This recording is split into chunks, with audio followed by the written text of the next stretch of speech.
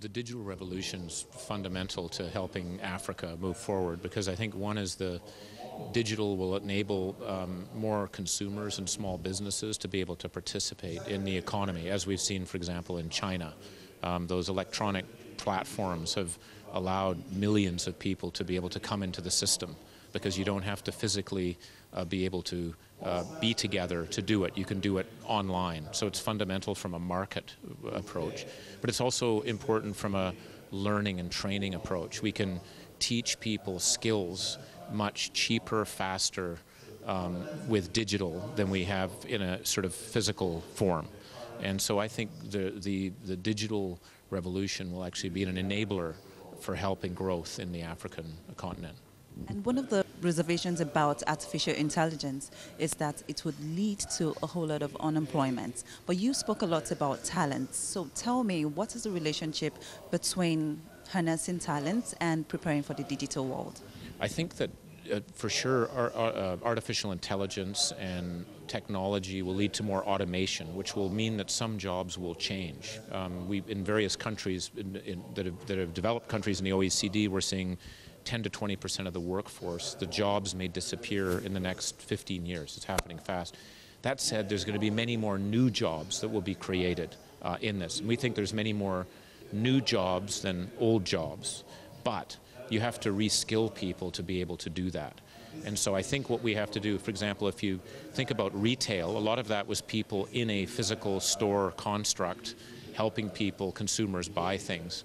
If you move to a more online world where people are moving it, you're still going to need employment, but it won't be retail frontline workers. It will be logistics people. It will be people in the data analytics trying to figure out what are the next purchases and needs.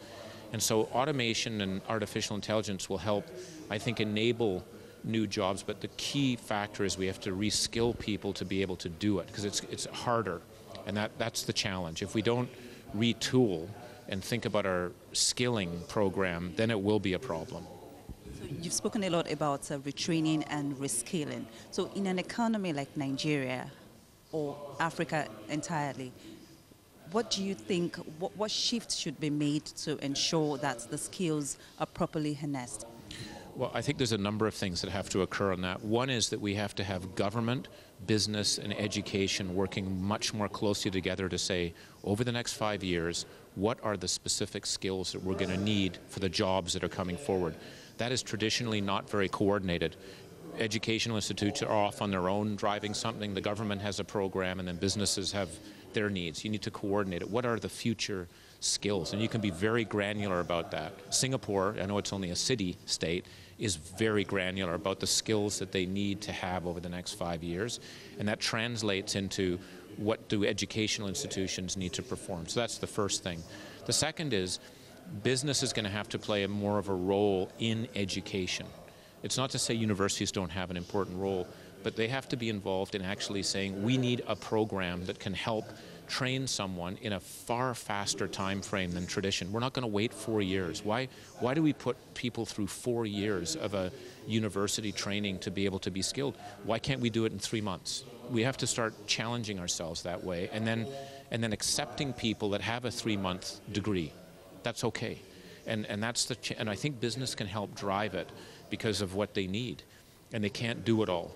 And I think education is going to have to become much more flexible. And that's hard, because most educational institutions I know are quite conservative all around the world. But we're going to have to challenge ourselves and say, why is this the way that we make a doctor? Why does it take this long? Why does it take this long to learn about how to do data programming? But maybe we can do things in a far faster way. So that, and I think government should also be there to encourage people to retrain, that certificates with far less time are okay. Now that artificial intelligence is shaping the sectors of the economy around the world, how do you think we can structure a fair post-labor economy? Yes, I mean, one of the challenges you raised there is with this technology we're getting increasing returns to labor, which means that there's more inequality. That's one of the things I take away from your question. And we have to be very careful about that because technology allows increasing returns to scale. 19 people developed WhatsApp, which was sold for what I recall $19 billion, something in that, but that scale, how that small number of people created that much value.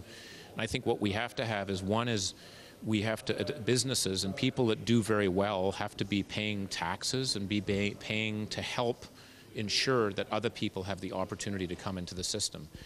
There will always be inequality. What cannot happen is inequality of opportunity. And if the people that do very well don't help make the system better, they're going to be in trouble, because that's how revolutions occur. But it's going to take that type of change that's there, and how we help everyone have a chance to get into the system. And those who've done very well, in my view, are obligated to help the system be better. If they don't, they're going to pay a price. So away from businesses, away from education, how should we prepare for the impacts that artificial intelligence is going to have on our personal lives? Because we're having I don't know, a whole lot of innovations right now where people are made to believe that they can talk to a robot and live to a robot like a friend. You know, how should we begin to strike that balance, basically? Well, I think one is just by getting comfortable trying things like Siri. If you have Siri on your phone, you get that, or Alexa, or just and also having, you know, robots are cleaning houses, right? Or there's a hotel in Japan that's completely automated. There's no people. You check in, there's no one, there's a robot. Everything is done. So I think we've got to experience that as much to see what it's like, because we'll also realize that there's things artificial intelligence can't do. I don't think it can be empathetic. You mentioned, you know, talking to a robot for advice. I don't know. I don't think that it's going to take a long time for a robot to make me feel loved or cared or empathetic. So let's realize that those are our creative strengths as humans. That's the creativity, the warmth, the empathy, the soft skills. I think that's going to, and so we need to know that that's really important, and we train for that. But we got to get used to it and not be afraid of it. That's the other thing. Let's not be afraid of automation or artificial intelligence, and let's experiment with how it helps us, and then what do we need to do differently in that environment as it goes forward.